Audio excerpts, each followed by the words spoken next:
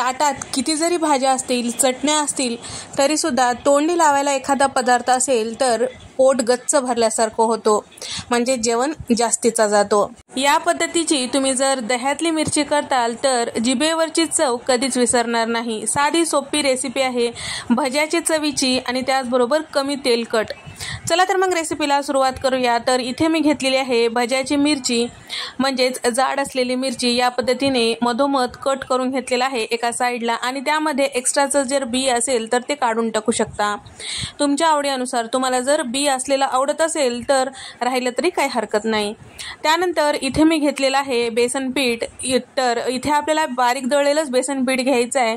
1.5 cup इतकं इथे मी बेसन पीठ घेतलेलं आहे आणि सोबतच मूठभर इतकं बारीक चिरून घेतलेली कोथिंबीर टाकलेली आहे. चवीपुरतं मीठ टाकलेलं आहे आणि सोबतच 1 चमचाभर धने पावडर आणि त्याचबरोबर अर्धा चमचा लाल मिरची पावडर टाकून घेतलेला आहे. अर्धा चमचा हळद आणि अर्धा चमचा गरम मसाला आणि 1 चमचाभर जिरे यामध्ये टाकून घेतलेला आहे. तर हे जे बेसन पीठ आहे आपल्याला लागेल तेवढं दह्याचा वापर करून मिक्स करायचा आहे. यामध्ये अजिबात पाण्याचा वापर करायचा नाही. यामध्ये पूर्ण फ्लेवर दह्याचाच असतो. त्यासाठी शक्यतो दह्याचाच वापर करा आणि त्याचबरोबर आंबट नसलेलं दही घ्या, म्हणजेच मिरचीला छान असा स्वाद येतो. तर यामध्ये तुम्ही लसणाची पेस्ट सुद्धा टाकू शकता तुमच्या आवडीनुसार. तर या ठिकाणी इथे मला एवढं पीठ मिक्स करण्यासाठी साधारण 1.5 वाटी इतकं दही लागलेलं आहे. आता हे पूर्ण छान व्यवस्थित एकाच डायरेक्शनमध्ये आपल्याला छान असं हे पीठ फेटून घ्यायचं आहे.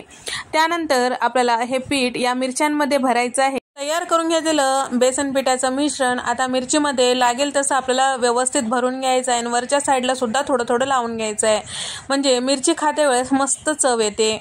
तर या ठिकाणी आपल्याला हे सगळ्या मिरच्या याच पद्धतीने छान असं भरून घ्यायचं आहे. ज्या पद्धतीने आपण भरलं वांगं वगैरे भरून घेतो त्याच पद्धतीने या ठिकाणी इथे मी सगळ्या मिरच्या भरून घेतलेल्या आहे. आता लगेच वाफवून घेऊया. आता मिरच्या वाफवण्यासाठी इथे मी कढईमध्ये साधारण 4 मोठे चमचे तेल टाकून घेतलेलं आहे.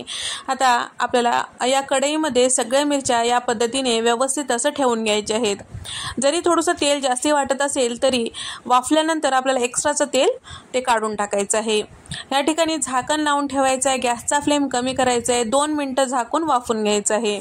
2 मिनिटानंतर एका साईडला छान असं वाफल्या गेलेलं आहे. आता आपल्याला सगळ्या मिरच्या या पद्धतीने पलटून घ्यायच्या आहेत. छान असं पलटून घेतल्यानंतर परत झाकून ठेवायचं आहे आणि दोन्ही साईडला छान असं नरम होईपर्यंत वाफवून घ्यायचं आहे. तर या ठिकाणी हे मिरच्या वाफवते वेळेस गॅसचा फ्लेम कुठेही मोठा करायचा नाही. हे मिरच्या लगेच करपू शकतात. त्यासाठी कमी गॅसवरच आपल्याला वाफवून घ्यायचं आहे. अगदी पटकन असे हे वाफतात आणि चवीला देखील तेवढेच मस्त लागतात. तर साधारण एक 3 ते 4 मिनिटानंतर इथे आपली मिरची छान असं वाफल्या गेलेली आहे. तर इथे तुम्ही बघू शकता मस्त मऊसूद ही मिरची वाफल्या गेलेली आहे. जरी एखाद्या साईडला तुम्हाला जर वाफल्यासारखं वाटत नसेल तर हे मिरची थोडंसं पलटून तुम्ही वाफून घेऊ शकता. तर तुम्ही बघू शकता यामध्ये भरलेलं मिश्रण जरासुद्धा बाजूला झालेलं नाही. मिरचीला मस्त व्यवस्थित मध्यभागी राहिलेली आहे आणि खाताना सुद्धा मस्त चव लागते. जर तुम्ही जास्तीच हे मिरच्या अलटपलट करताल तर मिरच्यामधलं मिश्रण बाहेर येऊ शकतो आणि मिरची खाताना चव लागणार नाही. या ठिकाणी मस्त अशी आपली ही मिरची छान असं तयार झालेली आहे. आता प्लेटमध्ये काढून घेऊया. आता उरलेलं तेल तुम्ही कुठल्याही भाजीला वापरू शकता. तुम्हाला हा व्हिडिओ आवडल्यास व्हिडिओला लाईक करा, चॅनलला सबस्क्राईब करा आणि तुम्हाला हा व्हिडिओ कसा वाटला नक्की कमेंट करून सांगा. अशाच मस्त